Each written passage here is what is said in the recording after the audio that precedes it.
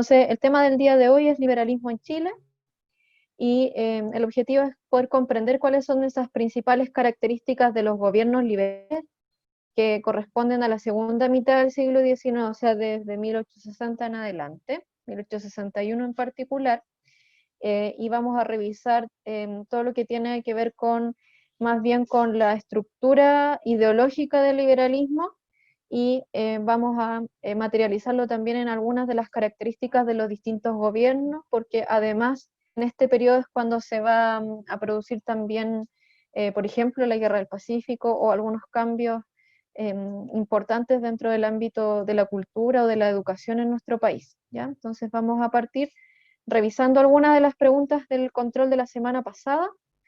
Entonces, la primera de ellas vamos a revisar solo las 5 para que no nos tome igual tanto tiempo, pero yo igual, cuando se les mande este PowerPoint, va con las respuestas correctas que debían haber colocado en todo, ¿ya? Para que no se queden solamente con las 5 que mostremos acá.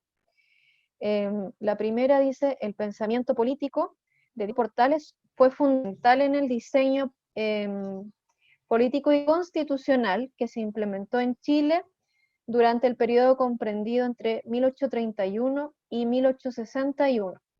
De los siguientes enunciados, ¿cuál da cuenta de uno de los postulados centrales del pensamiento de Portales?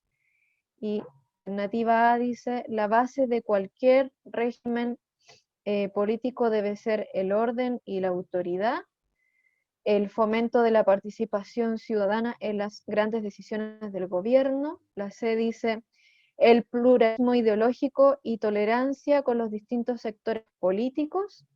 La D, el fortalecimiento y ampliación de las libertades públicas de los individuos. Y la E dice: la descentralización del poder del Estado como forma de organización administrativa. Alguien que haya hecho el control que nos pueda contar qué es lo que respondieron ahí. ¿Qué es lo que caracteriza este pensamiento Yo portaliano? puse la A. ¿La A o ¿Quién no? dijo? Yo también puse la A. Yo puse la E, profe. Dos personas dijeron la A: Cristóbal Rojas y Vicente. ¿O quién fue? Fui yo, profe. Que no me marca Viviana Sotomayor. La última persona que habló. ¿Tomás? ¿Profe? ¿Ya? ¿Quién puso Profe. la E? Yo, Dígame. profe. Viviana. La descentralización del poder del Estado como forma de organización administrativa. ¿Y por qué? Es que en la guía que el profe envió, en una parte decía el poder centralizado, administración centralizada del poder. Y me sonó esa. Ya, pues, pero es todo lo contrario, pues, Viviana. Centralizado, y la alternativa aquí dice descentralización del poder. Sí, profe, ahora me di cuenta. Leí mal. Entonces, la alternativa correcta, lo que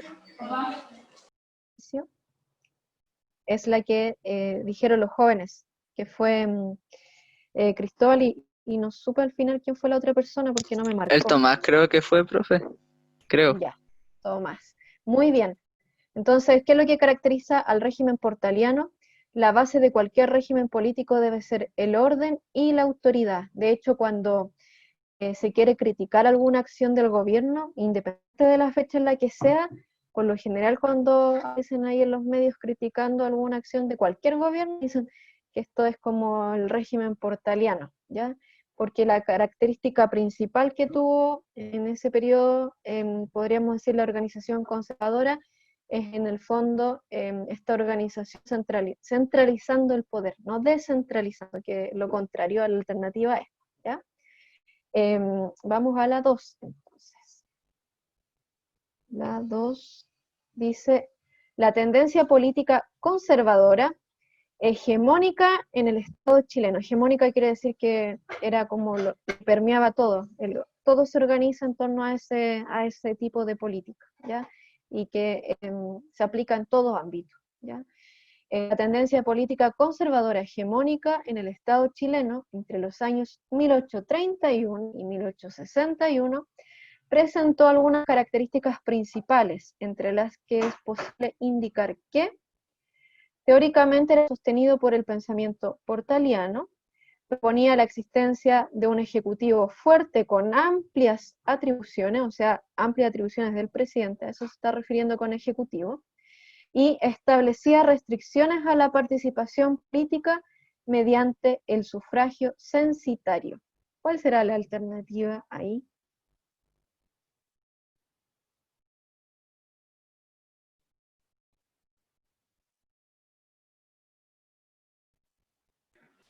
Profe, yo puse la E, pero viendo mi respuesta del anterior, no sé ahora si está bien.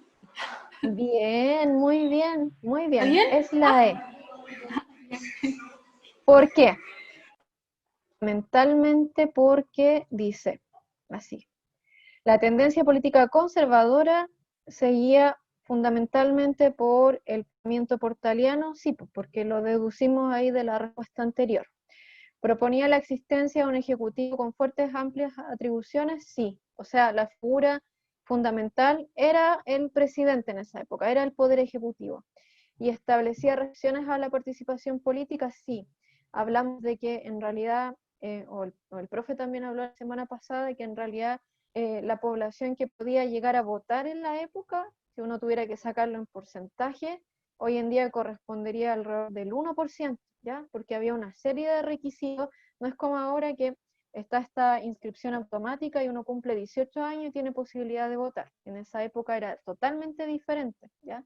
Y con sufragio censitario se refiere a esas características que delimitaban quién podía votar o no, o sea, quién tenía acceso a ser ciudadano activo o no, estaban asociadas, por ejemplo, al saber leer y escribir, pero fundamentalmente también al tener riqueza económica. Entonces necesitaba de poder garantizar que uno tenía la solvencia necesaria para participar dentro de la política. Entonces, en ese sentido, el trabajador, los peones o el obrero del siglo XX, podríamos decir, no habría podido votar durante el siglo XIX porque no tenía los medios económicos para hacerlo.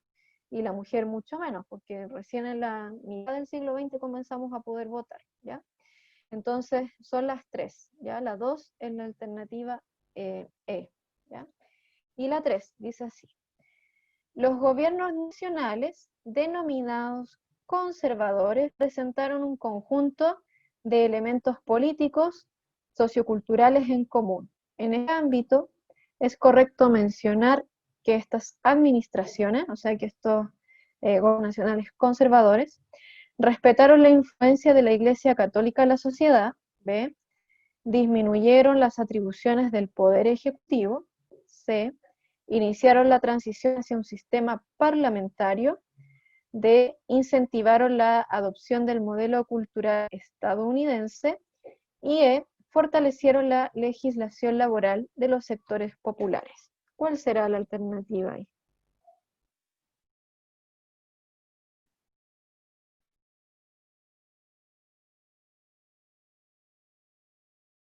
Profe, yo coloqué la D, de dedo. Incentivaron la adopción del modelo estadounidense, ¿por qué? Porque no me acuerdo en qué parte, pero la guía salía. No me acuerdo en qué parte, pero salía. Pudo haber salido a lo mejor que está mirada hacia el proceso de Estados Unidos con la independencia de Estados Unidos, ¿cierto? Pero es en la época previa, ya, el proceso de independencia. No es la de, ¿cuál será?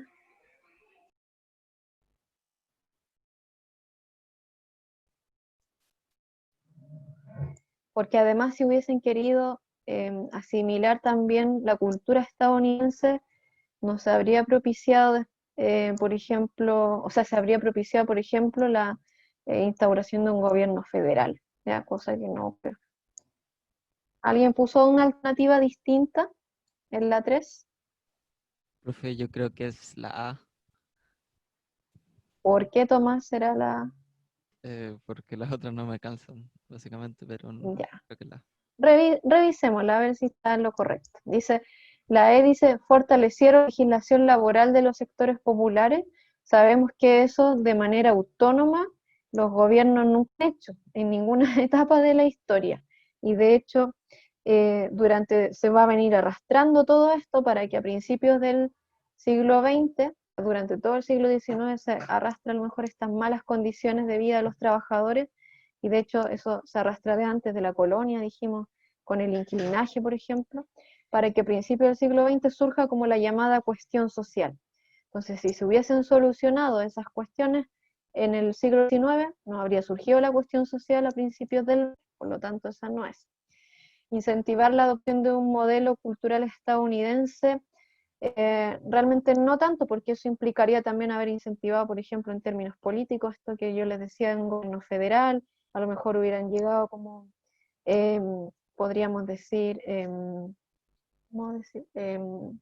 Intelectuales desde Estados Unidos, y el profe la semana pasada habló que la mayoría de los intelectuales que después van a conformar esta llamada generación del 42 vienen de Europa, y también algunos de Latinoamérica, como Venezuela, Andrés Bello, va a llegar Claudio Yey, van a llegar varios europeos también a conformar esta intelectualidad, podríamos decir, dentro de Chile, pero no tanto estadounidenses, no van a ser como conocidos. Iniciaron la transición hacia un sistema parlamentario, no porque dentro de su característica intrínseca, al ser conservadores, obviamente lo que van a plantear es el fortalecimiento del poder ejecutivo, del presidente, no así del Congreso, del Parlamento, ¿ya? Y eso anula también la alternativa B, disminuir las atribuciones del poder ejecutivo. Es la A, muy bien Tomás, respetaron la influencia de la Iglesia Católica dentro de la sociedad, ¿ya? Y eso se va a respetar hasta la Constitución de 1925. Y vamos a la 4. La 4 dice así: para Diego Portales, lo esencial era establecer una autoridad fuerte, respetable y respetada, eterna, inmutable, superior a los partidos y a los prestigios personales. Cuando esta alta noción de Estado se haya arraigado en la conciencia nacional, el país continuará obedeciendo maquinalmente con el alma, y de hecho no a Prieto, ni a Bulnes, ni a Montt, sino a una entidad abstracta llamada gobierno. ¿Ya? Eso lo dice el autor Fernando Campos Harriet en Historia Constitucional de Chile.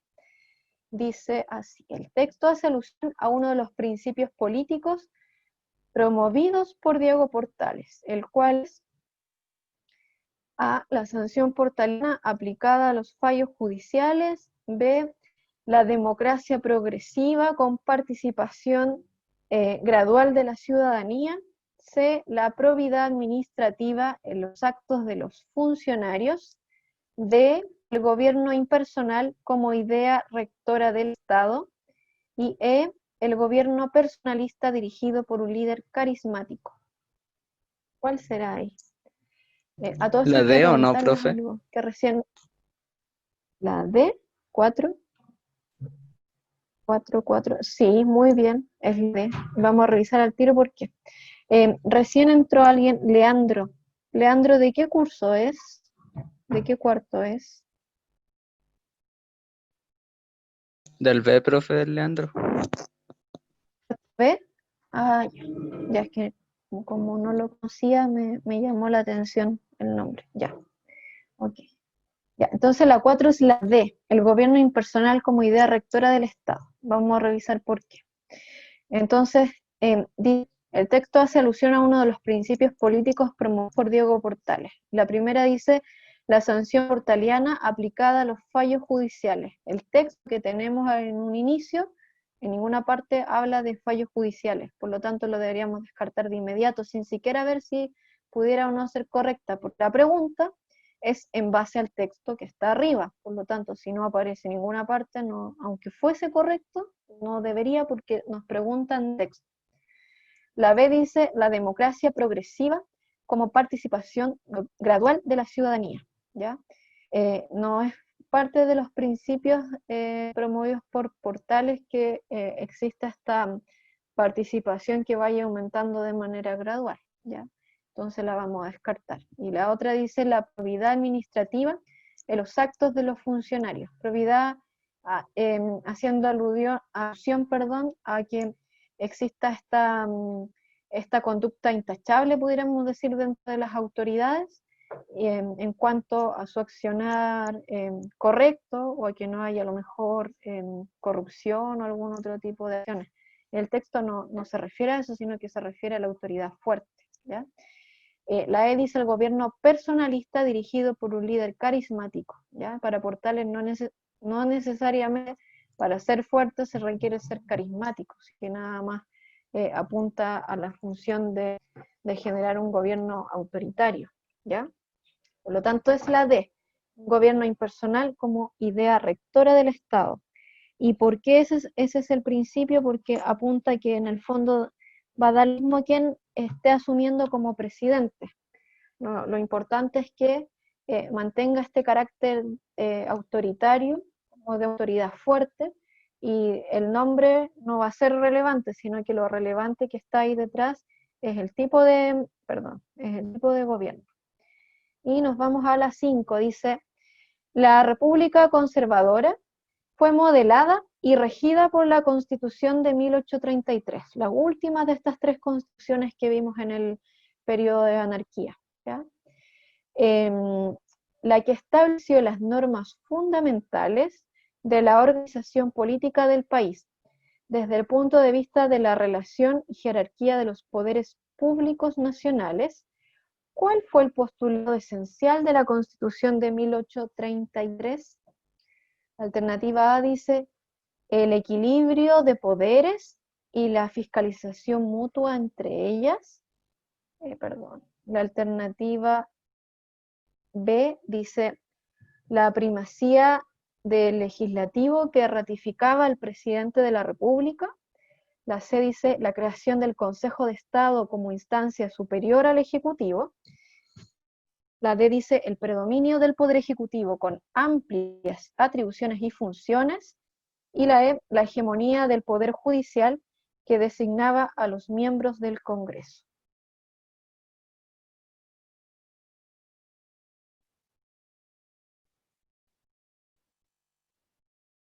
La D. Bien, la D. Es predominio del Poder Ejecutivo, ¿cierto? Con amplias atribuciones y funciones. No hay una hegemonía del Poder Judicial, ni menos el Poder Judicial se puede meter para designar a miembros del Congreso porque son poderes del Estado separados.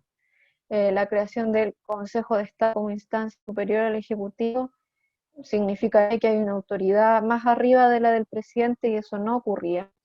La primacía del legislativo que ratificaba al presidente de la República, entonces estaríamos dentro del periodo parlamentario y no del conservador, entonces no corresponde.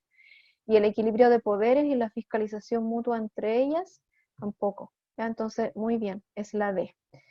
Entonces, cuando el profesor Gonzalo le piden a él el material del día de hoy, entonces ahí va a ir con esta tabla con las claves de las respuestas que corresponden a cada una de las preguntas, ¿ya? Por si es que hay alguno que tenga dudas con respecto a otra, ¿ya? Y vamos a ver este esquema como de síntesis de la República Conservadora para pasar a ver como los temas propios del día de hoy, que es periodo liberal, ¿ya?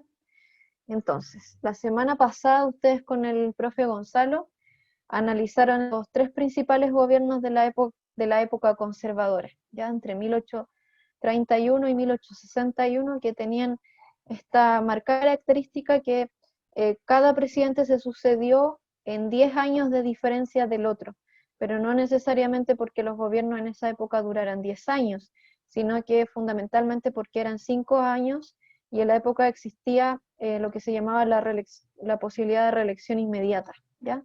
Cosa que hoy no existe, por eso es que tuvimos esta sucesión de Bachelet-Piñera, Bachelet-Piñera.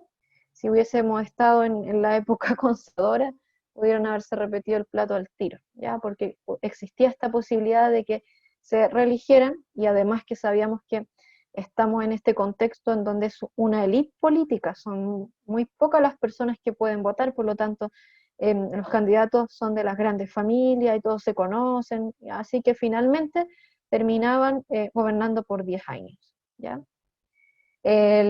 La República Conservadora entonces se fundamenta esencialmente en esta centralización administrativa, este dominio de la aristocracia que yo les decía, en el fondo, dentro de los que pueden participar de la política son aquellos que corresponden a las grandes familias con poder económico dentro del país, ¿ya? Y va a existir en este periodo también una gran influencia de la Iglesia Católica en el gobierno, ¿ya? Posteriormente, a lo mejor en la época liberal, se va a tender un poco más hacia lo laico, pero aún así va a seguir permaneciendo como la religión oficial dentro del Estado, ¿ya? Y van a imperar estas ideas políticas de Diego Portales, por lo tanto también se le puede llamar este régimen portano, ¿ya? Se organizan bajo la Constitución de 1833, donde hay un predominio del Ejecutivo sobre el poder legislativo,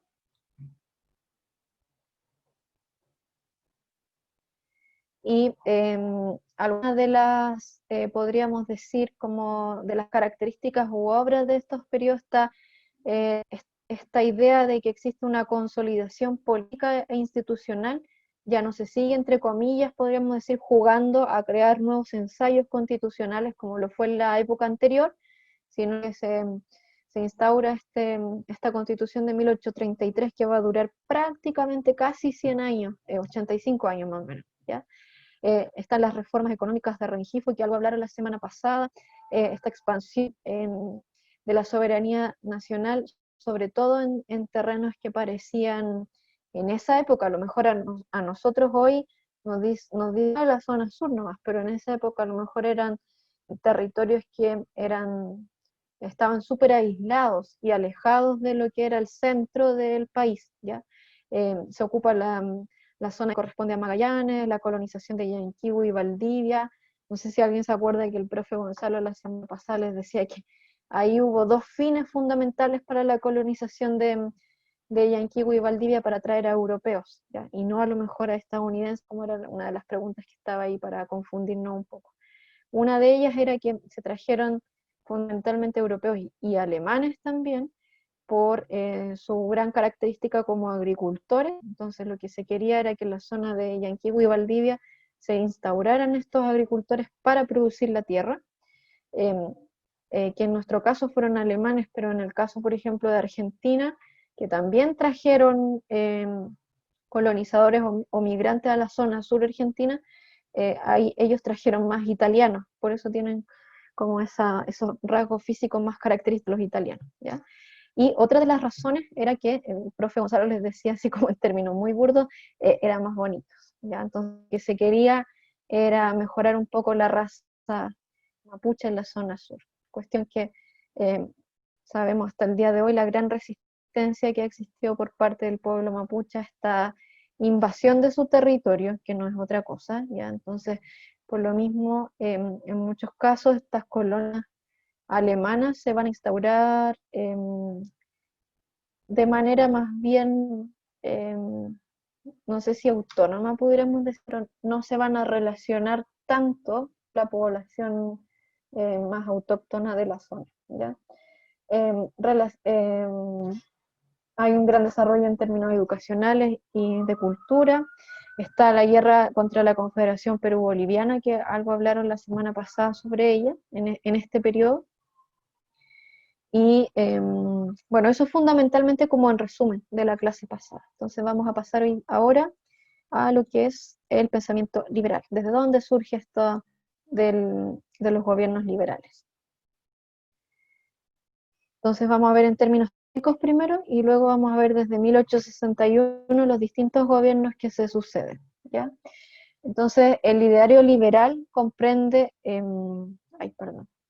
los siguientes principios. Por un lado, la idea del individualismo, la libertad, la igualdad civil, la existencia de la propiedad privada, el Estado de Derecho, el que exista un gobierno representativo, sobre todo a partir de este concepto de democracia, la separación de poderes y el Estado laico, ¿ya? Fundamentalmente el pensamiento liberal lo que va a buscar es ampliar las libertades individuales y los derechos políticos de las personas, ¿ya? Pero no va a surgir como un pensamiento liberal nuevo y que sea único de Latinoamérica o de Chile en particular, ¿ya? acá se toman ideas bases, pudiéramos decir, de lo que se ha ido desarrollando también en otras partes del mundo, ya a partir de la Revolución Francesa, a partir de la independencia de Estados Unidos, por ejemplo. Ya este concepto de liberalismo no es nuevo, no es único de Chile ni de Latinoamérica, sino que son ideas que se toman también del pensamiento europeo. La disminución de las atribuciones del poder ejecutivo y la intervención electoral. Entonces, estos presidentes tan fuertes en el periodo conservador ya no lo van a hacer tanto a lo mejor en ese sentido, porque está esta idea de darle mayor atribuciones y libertades a los ciudadanos, ¿ya? Pero aún así se va a mantener esta constante de que dentro de la política van a participar aquellas élites dentro de la sociedad. Entonces, en cierta medida, igual existe una continuidad entre época conservadora y liberal, ¿ya? Porque son las grandes familias las que van a intervenir dentro de los gobiernos, ¿ya? Está el fortalecimiento también del poder legislativo, la reducción de la influencia de la Iglesia Católica, sobre todo dentro del ámbito educacional, por ejemplo, ¿ya? La aplicación del concepto de Estado docente, va a surgir esta idea.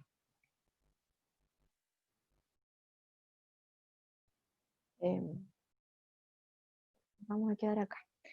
Entonces, la difusión de las ideas liberales, algunas de las principales como características de cómo se comienzan a difundir estas ideas del individualismo, de la mayor participación del ciudadano, de la idea de la propiedad privada, de un gobierno representativo, de un Estado laico, por ejemplo, se van a comenzar a difundir fundamentalmente a partir de la llegada de distintos intelectuales a nuestro país. Un ejemplo claro es, por ejemplo, el surgimiento del movimiento cultural en la década de 1840, la llamada generación del 42, ya la llegada de distintos artistas, intelectuales extranjeros, la instalación de comerciantes europeos también en Valparaíso.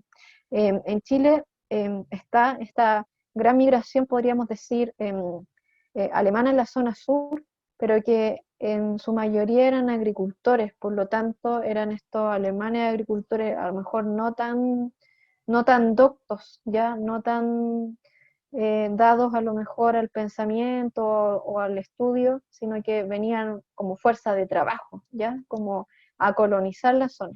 No digo que no existieran intelectuales, sino que no era como lo masivo, pero sí, por ejemplo, en la zona de Valparaíso va a llegar mucho migrante también europeo, pero fundamentalmente británicos, ¿ya? Van a llegar muchos ingleses a la zona de Valparaíso, que van a dar, que son comerciantes, pero que también van a dar pie para favorecer esta difusión de las ideas liberales. Sobre todo pensando en que en Europa se da el contexto para a lo mejor una monarquía, para la existencia de una monarquía parlamentaria, ¿ya? Y no monarquías absolutas como se veían en el pasado, a lo mejor en el caso de España o de Portugal. Hay un pensamiento un poco más abierto de un contexto inglés, ¿ya? Por lo tanto, los migrantes que llegan a Valparaíso van a favorecer esta difusión de las ideas liberales, ¿ya? También el regreso de jóvenes aristócratas formados intelectualmente en Europa. Las grandes familias, los más adinerados, enviaban a lo mejor a su hijo a estudiar a Europa y volvían totalmente transformados en términos culturales, ¿ya? Y también la apertura que se genera desde el gobierno de Manuel Bulnes en adelante, ¿ya? Y quienes van a acoger principalmente estas ideas liberales en Chile van a ser fundamentalmente jóvenes que rechazan este autoritarismo portaliano en donde la figura del presidente es prácticamente absoluta, ¿ya? Comerciantes que se han ido enriqueciendo producto a lo mejor de la minería, del comercio, y que a lo mejor no son esta élite de las grandes familias, pero son adinerados igual, los llamados a lo mejor los llamados nuevos ricos, que quieren ser parte también del ámbito político, pero no tienen esta tradición de sangre, pero tienen el dinero, ¿ya? Entonces, en ese sentido, en ese círculo va a llegar mucho el tema de las ideas liberales, ¿ya? Y también dentro de las aristocracias provinciales, que van a contrarrestar a lo mejor en cierta medida la hegemonía ejercida por la capital, por Santiago, ¿ya? dentro de los distintos partidos políticos de este periodo, no significa que en el periodo de los gobiernos del liberalismo en Chile fuese ese el único partido político existente. A lo mejor era el hegemónico dentro de los gobiernos, pero no significa que sea el único, ¿ya? Dentro de algunos de los partidos que se desarrollan en la época, se sigue manteniendo fuerte a lo mejor el sector más conservador que propicia los privilegios de la iglesia, que estaba compuesto más que nada por esta aristocracia nacional. También aparece en los nacionales, ¿ya? Que se configura a partir de la década de 1850 como un partido fuerte igual, que eran más bien reformistas y que abandonan en cierta medida un poco las ideas de Portales, ¿ya? El Partido Liberal propiamente tal, que surge de estas ideas traídas desde Europa, se va a conformar en 1849, por lo tanto, ya hacia 1861, cuando comienzan estos gobiernos liberales, va a estar bien consolidado, ¿ya? Y los radicales, ¿ya? Que más que un partido político en este periodo es una corriente de pensamiento que van a buscar más que nada, sobre todo, la laicización de las distintas instituciones dentro del Estado o dentro del ámbito educativo. O sea, van a abogar porque la Iglesia Católica no tenga la hegemonía, ¿ya? Y vamos a los distintos gobiernos entonces. ¿Ya?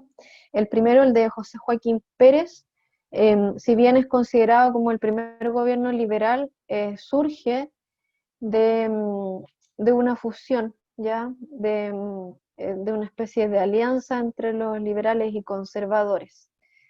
Los gobiernos liberales, dice, buscaron realizar un conjunto de transformaciones que consistieron en reformas políticas del Estado y la expansión económica y territorial de Chile. ¿Por qué? Porque también nos vemos atravesados acá bajo el periodo de la época de la Guerra del Pacífico, ¿ya?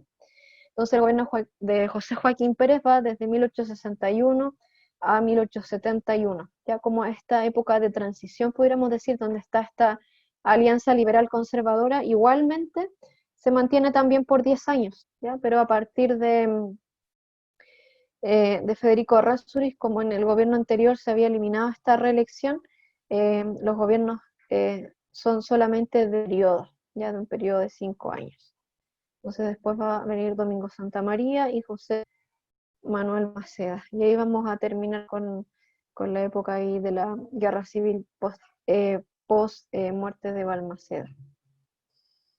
Entonces, dentro de este periodo de José Joaquín Pérez, va a haber un conflicto bélico también, súper importante, en la guerra con España y el tratado con Bolivia de 1866. ¿Por qué? Porque los españoles van a tratar de restaurar este dominio que tenían en la época monárquica previa, antes de la llegada de Napoleón. Van a tratar de restaurar sus dominios en América. No solo en Chile van a llegar, sino que a distintas zonas de Latinoamérica, ¿ya? Entonces, el año 1860 van a llegar como las primeras escuadras españolas a tratar de recuperar el territorio. Van a llegar en Perú, y ahí va a surgir un personaje que es como bien característico, y cuando yo lo he escuchado podríamos decir dentro de la cultura popular, cuando se quiere hacer quizá alguna broma, que hablan del general Pinzón, ¿ya? Entonces, él regresa a la zona del Perú y exige que haya una indemnización por todos los bienes que se han confiscado dentro del periodo de la independencia, y ahí se va a producir este primer conflicto armado de manera directa, ¿ya? Entonces llegan los españoles ahí como exigiendo que se les retribuya por todas las ganancias que han logrado estos nuevos estados, podríamos decir, estos nuevos gobiernos en Latinoamérica, que han usurpado a lo mejor las ganancias que le habrían correspondido a España en todo este periodo, ¿ya?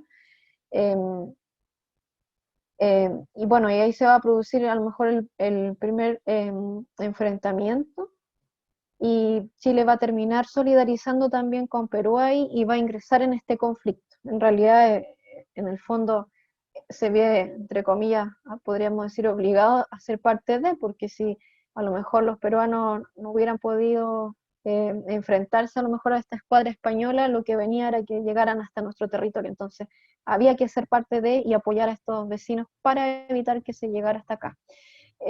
Pero el año 1866 igual se va a terminar bombardeando, o sea, atacando la ciudad de Valparaíso como era uno de los principales puertos del país, y se va a destruir gran parte de Valparaíso en 1866. ¿Ya? Otra de las características del gobierno de José Joaquín Pérez también está el que se comienza ahí con los descubrimientos es toda esta época cuando se comienza a descubrir también las grandes ganancias que pueden obtener la zona norte, a lo mejor con el salitre, ¿ya? Entonces se descubre el mineral de Caracoles, el salitre en el Salar del Carmen. Se prohíbe también la reelección inmediata de los presidentes a partir de 1870 y 1871 se ve en la práctica, o sea, este gobierno no se puede volver a repostular, ¿ya? Se produce la colonización al sur de Biobío, y ahí aparece un personaje también que es relevante y bien conocido y que siempre aparece nombrado en más de alguna pregunta, que es Cornelio Saavedra, ¿ya?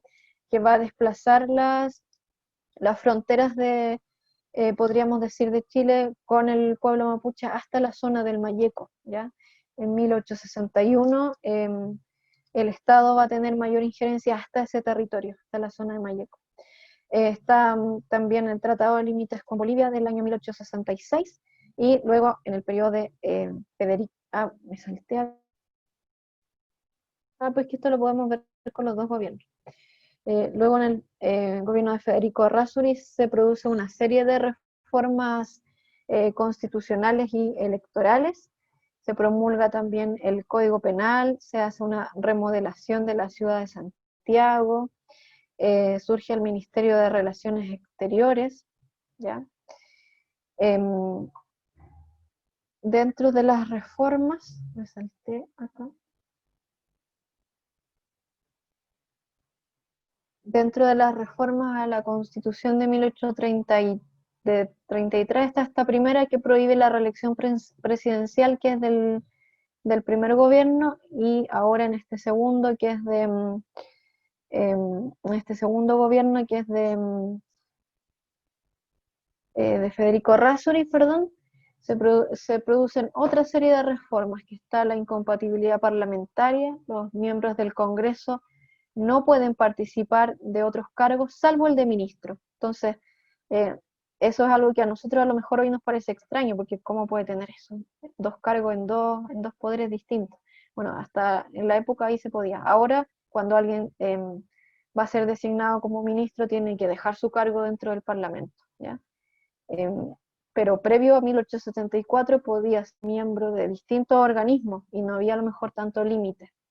Está la ley de ampliación del universo electoral, que otorgaba el derecho a voto a los mayores de 21 años, que supiera leer y escribir, con excepción de delincuentes y enfermos mentales. Entonces, ya no está esta gran traba del acceso económico, ¿ya? La libertad de reunión y asociación y enseñanza, la limitación de las facultades del presidente para decretar estados de excepción. Está la ley electoral, que quita el control de las elecciones al Ejecutivo y que lo delega en las juntas de mayores contribuyentes. Está la disminución de los requisitos para efectuar acusaciones a los ministros de Estado, la simplificación de los requisitos para también reformas a la Constitución, ¿ya?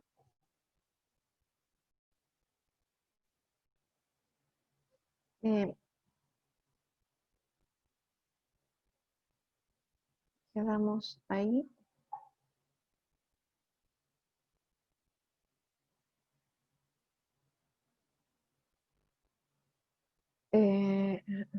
Federico Errázuriz.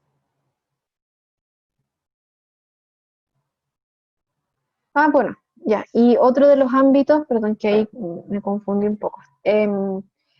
Otro de los ámbitos importantes también de este periodo de los gobiernos liberales está la mayor, podríamos decir, preocupación dentro del ámbito de la educación, ¿ya?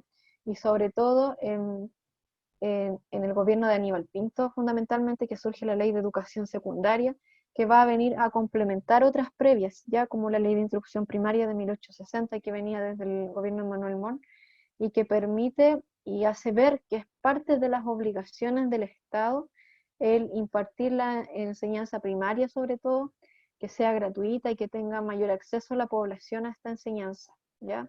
Entonces, estos gobiernos liberales también van a promover el que se siga profundizando, podríamos decir también, el acceso a la educación. Y el tercer gobierno es Aníbal Pinto, que es a lo mejor el que ustedes pueden tener quizás como más recuerdo, porque es aquel que engloba todo lo que es el proceso de guerra del Pacífico, ¿ya? Se establece en ese periodo la ley de convertibilidad de billetes, se produce una crisis económica, está la guerra del Pacífico y la anexión de Antofagasta y Tarapacá como consecuencia de ella. El inicio de la guerra que se produce en 1879, pero no solamente está este conflicto de límites, sino que también es en el periodo de Aníbal Pinto cuando se va a producir también el tratado de límites con Argentina en la zona sur, ¿ya? Dentro del proceso del periodo de Aníbal Pinto también está la secularización del Estado, o sea, el Estado poco a poco vaya disminuyendo, pudiéramos decir, la influencia que tenía la Iglesia Católica dentro del Estado mismo, dentro del ámbito de la educación, por ejemplo, dentro del ámbito de la organización administrativa, y también, por ejemplo, el que comiencen a surgir a lo mejor instancias en las que la Iglesia ya no tenga tanta influencia, por ejemplo, frente a las defunciones, los nacimientos o matrimonios, ¿ya? Que antes eran privilegio exclusivo solo de la Iglesia Católica, ¿ya?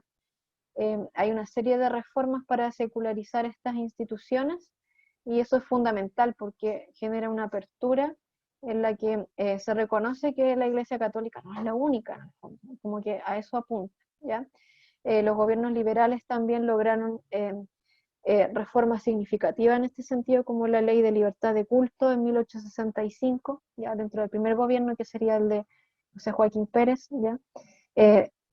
Y las leyes laicas también que van a surgir ya casi que al final del periodo, ¿ya? Después viene el gobierno de Domingo Santa María, donde se produce la conclusión de la Guerra del Pacífico, los tratados de límites con Perú y Bolivia, se promulgan estas leyes laicas que inician el periodo de laicización del Estado, ¿ya? Y este proceso que da como pie a lo mejor para que se comience a separar de una vez por todas la Iglesia del Estado, pero no se va a traducir en términos prácticos sino hasta 1925, pero por lo menos este es como el primer paso. Y se va a dar esta cesión de la explotación del salitre fundamentalmente a los capitales ingleses. Ya el año pasado, que vimos parte a lo mejor, muy banal, pero vimos una teleserie, pero que era representativa de esto, ¿ya? La mayor parte de los inversores, podríamos decir, dentro de la zona norte, frente al mineral del salitre, van a ser fundamentalmente ingleses, ¿ya? Aparecía ahí este personaje del Mr. Clark, que llegaba a Pampa Ilusión. Bueno, en la práctica se dio así en la zona norte de nuestro país, que las mayores ganancias se las llevaron fundamentalmente los capitales ingleses, ¿ya? Se produce el Tratado de Límites con Argentina, donde se cede ahí gran parte de la Patagonia, y se establece como el periodo de fin de ocupación de la Araucanía, ¿ya? Como de consolidación del Estado en la zona de la Araucanía. Y finalmente, bajo el gobierno de José Manuel Balmaceda, hay una serie de programas de obras públicas, de industrialización, está la reforma de la educación pública. Hay un tema importante ahí que durante los gobiernos liberales, podríamos decir, se produce esta ocupación del territorio indígena, del territorio a lo mejor que correspondería a al pueblo mapuche, pero no es la única invasión que se genera sobre pueblos originarios, ¿ya? Hacia el final, en el gobierno de Balmaceda, se envían los primeros emisarios para incorporar la isla de Pascua como parte de nuestro territorio nacional. Y ahí la ocupación también fue muy cruda, de hecho, podríamos decir que también este pueblo originario, para los isleños, el Estado se ve como algo muy lejano, así como se ve también dentro del pueblo mapuche, se ve como algo ajeno y un usurpador de su territorio, ¿ya?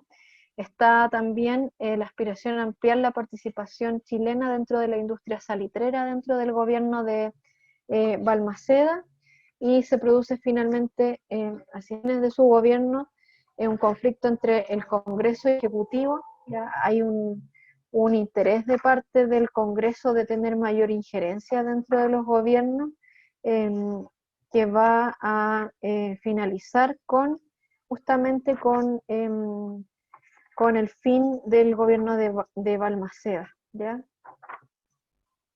Vamos a hacer, a ver, uy, no sé, ¿qué hice aquí? Achiqué todo. Ahí parece que se ve. Ya, entonces vamos a hacer ahí como ese esquema de síntesis respecto de lo que se considera el liberalismo como una doctrina en distintos ámbitos, tanto en lo político, en lo social, en lo económico, como en lo religioso, ¿ya? Dentro del ámbito político podríamos decir que el liberalismo como doctrina se encausa como un gobierno republicano, o sea, surge esta idea de república democrática, entendámoslo de esa manera, con respeto a las libertades de los ciudadanos.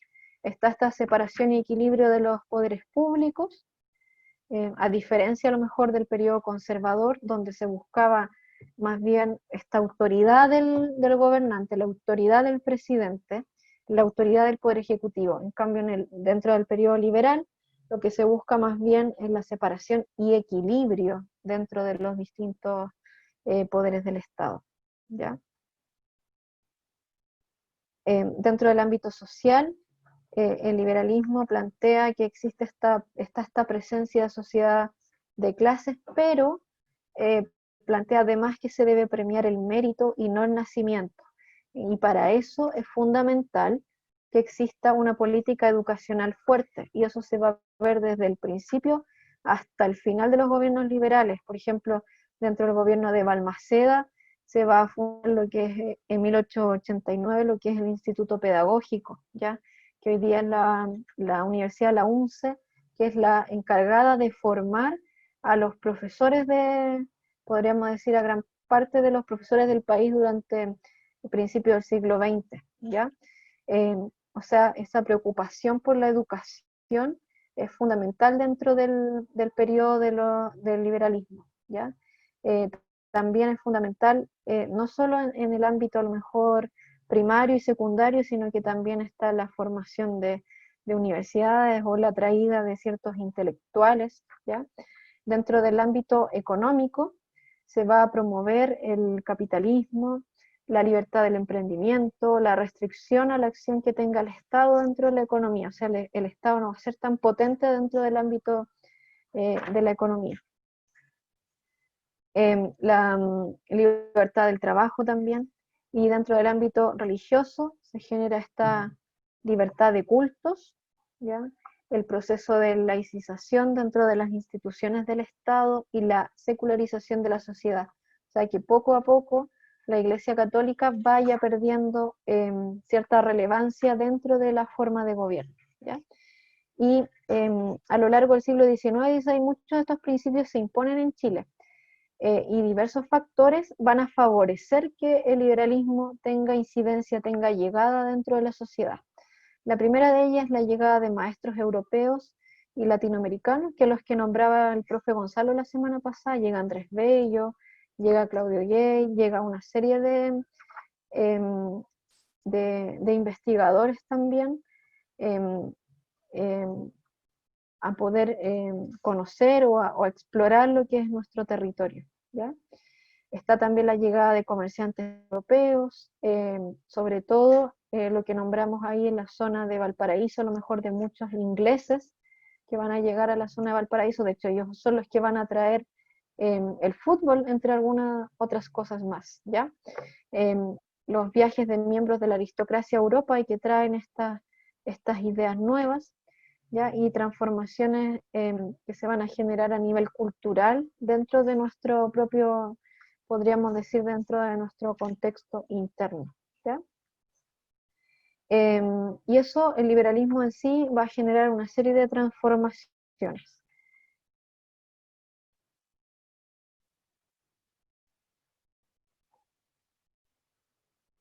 Vamos a nombrar acá. Previo a lo mejor a estos gobiernos liberales, se va a producir en 1851 y 1859 estas aspiraciones de reforma política que van a generar un quiebre dentro del conservadurismo, sobre todo tras la cuestión del sacristán, que era lo que les nombraba el profe la semana pasada, ya este evento que fue tan característico en donde no sé si la élite eclesiástica, pero sí por lo menos algunos, entre comillas, y monjes o sacerdotes van a establecer esta demanda hacia la Iglesia Católica, pero van a acudir a un tribunal que sea del Estado y no bajo su propia jurisdicción, ¿ya? Está este fin de la hegemonía conservadora y el ascenso al poder del liberalismo que se va a producir en 1861, y algunas de las características de estos grandes cambios culturales que van a surgir estos nuevos partidos políticos, que los que nombraba al principio. Está este Partido Liberal que se conforma en 1849, se mantiene a lo mejor los conservadores, pero también va a surgir el Partido Nacional o los nacionales o los llamados monbaristas. Va a estar el radicalismo también, que va a abogar por esta disminución del poder de la Iglesia, el Partido Demócrata. Van a surgir también distintos clubes y sociedades en pos de generar a lo mejor instancias de estudio o de diálogo de las ideas liberales que se traían a lo mejor desde Europa. Va a estar el Club de la Reforma, la llamada Sociedad de la Igualdad, va a surgir el llamado Club de la Unión, que después eso se ve reflejado en distintas ciudades. Ya el Club de la Unión como institución fundacional no solo se va a desarrollar en Santiago, sino que en las grandes ciudades del país, ¿ya? Va a estar este Club de la Reforma, que se va a inspirar en el movimiento liberal europeo, que van a reflexionar sobre la necesidad de liberalizar el sistema político y de entregar mayor participación ciudadana. Este Partido Liberal que va a llegar ahí como al gobierno, podríamos decir, que busca reducir las atribuciones del Ejecutivo, es todo lo contrario a lo mejor de este régimen portaliano, aunque se mantiene esta élite dentro de los gobiernos. Por lo tanto, estas ideas liberales se van a generar siempre bajo esta élite aristocrática, que poco a poco va a ir incorporando a lo mejor a comerciantes que van a tener mayores ganancias económicas, pero aún así se van a conformar como una élite, ¿ya? Va a estar esta Sociedad de la Igualdad también, fundada en 1850, que es creada por Francisco Bilbao, que esto lo nombró el profe Gonzalo la semana pasada, algo, ¿ya? Santiago Arcos, que van a fundamentarse principalmente en estos tres ideales centrales de la Revolución Francesa, que son la libertad, la igualdad y la fraternidad, ¿ya? Se van a incorporar también profesionales, artesanos, trabajadores, a todo un periodo también que podríamos decir que es un cúmulo de crecimiento intelectual dentro de la sociedad. Ya no solamente se generan cambios en el ámbito político, ¿ya? Entonces, en síntesis, podríamos decir que la República Liberal se va a desarrollar en nuestro país entre 1861 y 1891. Los principales gobiernos, bueno, en un inicio el primero se va a seguir manteniendo por 10 años, pero como se eliminan las reelecciones, después son periodos más cortos de una instancia, nomás solamente 5 años. Va a haber mayor ampliación y libertad a los derechos civiles, va a haber una fuerte oposición a lo que fue este régimen más conservador y a la Iglesia Católica. Va a haber una disminución de la autoridad presidencial, y eso es lo que va a llevar también a la crisis y guerra civil, podríamos decir, bajo el gobierno de Balmaceda hacia el final. Por otro lado, dentro de las obras está el fortalecimiento de las libertades y los derechos civiles, el desarrollo educacional, el proceso de liberación política, el surgimiento de distintos movimientos culturales en la época. Entonces, vamos a quedar, no sé si alguien tiene dudas hasta acá. ¿Algo que quieran comentar? ¿Alguna duda que les haya quedado? No profundizamos tanto en lo que es la guerra del Pacífico en sí, eso da como para un tema aparte, ¿ya? El centro, el foco de la clase de hoy está en poder reconocer que hay un cambio estructural en cuanto a la forma de cómo se ve el gobierno desde una mirada más conservadora y centralizando el poder en el Ejecutivo hacia una mirada que busca mucho más el equilibrio, que sería esta república liberal, y además plantean estos ideales de mayor participación de la ciudadanía, por ejemplo, de que hayan una ampliación de ciertas libertades y una ampliación del acceso a la educación, ¿ya? Respecto de, por ejemplo, de cuestiones más específicas de la guerra del Pacífico, cosas así, yo creo que lo vamos a dejar ahí como un tema aparte para poder revisar, ojalá en alguna clase que tengamos más adelante después de que terminemos esta primera planificación. Sobre todo porque lo que interesa más dentro de la prueba es que ustedes puedan reconocer los procesos en su conjunto, en su magnitud. Entonces, preguntas tan específicas respecto de la guerra yo no he visto tantas. Bueno, igual puede que aparezcan, pero por eso lo vamos a revisar yo creo que más adelante. Lo vamos a dejar ahí como un tema pendiente para tratar aparte. ¿Algo que quieran preguntar o comentar?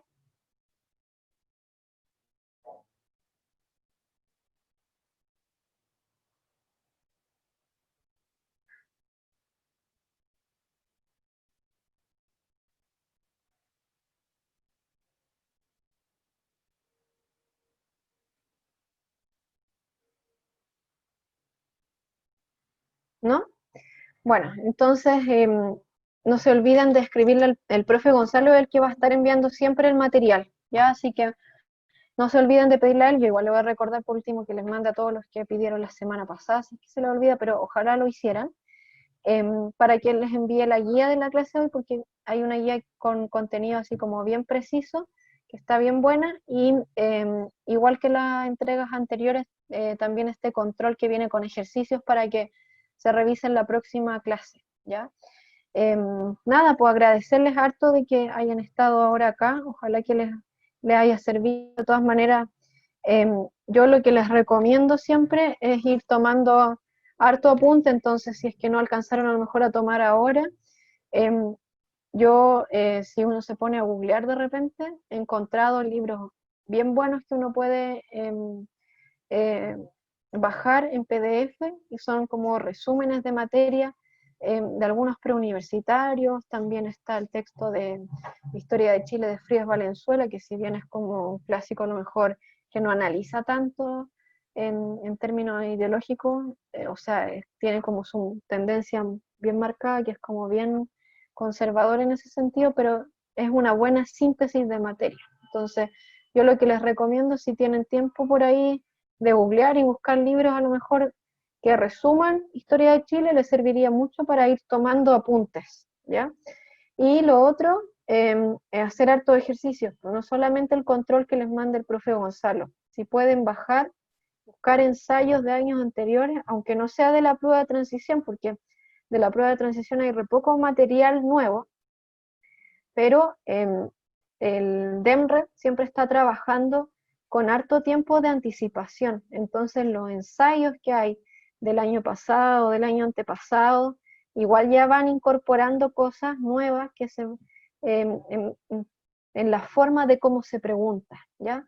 Por lo general estas pruebas, por ejemplo la que se va a rendir ahora, ya la tienen hecha por lo menos hace 2 años atrás, entonces, y van probando las preguntas desde antes, entonces igual realizar los ensayos de este año, el del año pasado, el del año antepasado, igual les sirve, ¿ya?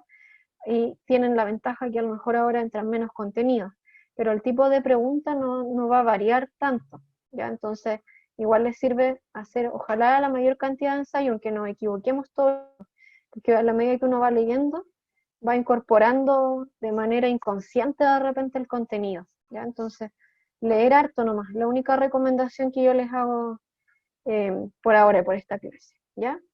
No sé si alguien quiere comentarme algo antes de que cerramos, porque no les pregunté nada en toda la clase. Se me fue.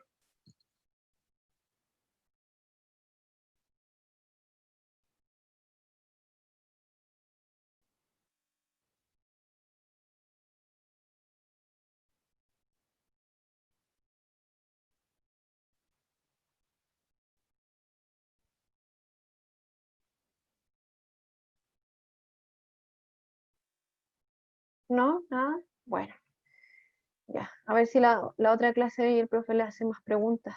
Se me fue a preguntarles más entre medios, pero ya estamos como en la hora en tiempo.